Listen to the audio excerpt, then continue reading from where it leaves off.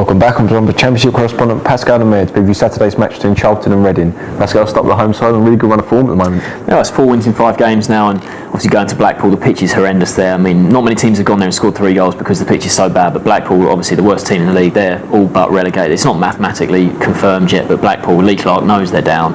You know, there's absolutely nothing to play for. Anyone who's got a game against Blackpool in the last 8 fixtures will just earmark it down. Right, we've got 3 points in that one. It's easy. And Charlton did show that 3-0. You know, some good goals in there. Goodmanson was a lovely free kick he scored, and they're getting goals small areas of the pitch. And obviously Guy Luzon, it wasn't the greatest start for him, but since, you know, the last sort of month or so, he's doing really well. 6 wins in 8 games it is, and up to 11th in the table. And considering where they were when they sacked Bob Peters, you thought it might be a real struggle for them, but they have drastically improved. Like I said, up to 11th, they're now 17 clear of the drop zone, so there's no chance of them getting dragged into the relegation race. But 11th in the table, you say it's only 5 points off the top 6, but it's 14 points because the top 8 sides really have a lot more points than anyone else. So there's no chance of them getting into the playoffs either. But their recent run of form and what Luzon has done with them is just, I think it's a really promising sign for next year, because they can build on that, and then if they get a top half finish this year, it'd be a fantastic achievement from where they were. And then if they can sign some players in the summer, they might have their eyes in the top 6 going into next season. Moving on to Reading, no league game in midweek because they're FA Cup exploits. They put their place in the semi-finals against Bradford, so it should be buoyed for this game. Definitely, obviously their first FA Cup semi-final appearance since 1927, I think it was. So an amazing achievement for them coming all this way. They've been fairly lucky with the draws. They haven't dumped any of the big boys out, but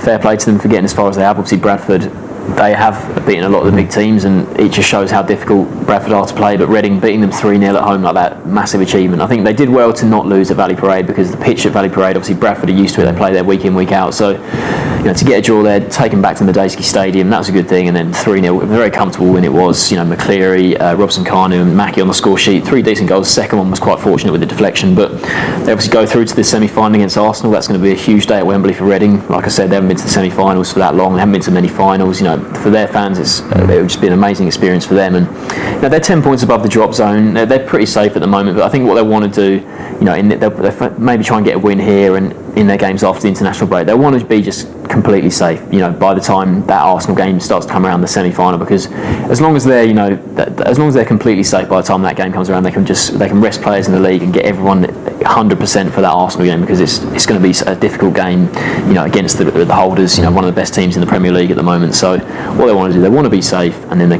can really focus on that Arsenal game and maybe try and do one of the biggest ever shocks. So it's something to look forward to for the Royals fans for sure.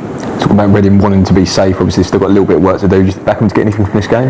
It's hard to say, because their FA Cup, that's where their main focus is now, like I said, and Charlton, they're just flying at the moment. Lots of confidence, lots of goals as well they're scoring. So I think Charlton have to start this game as favourites, but I'm going to go for a draw. I'm going to go for a 2-2 draw. Sports around for a 2-2 draw.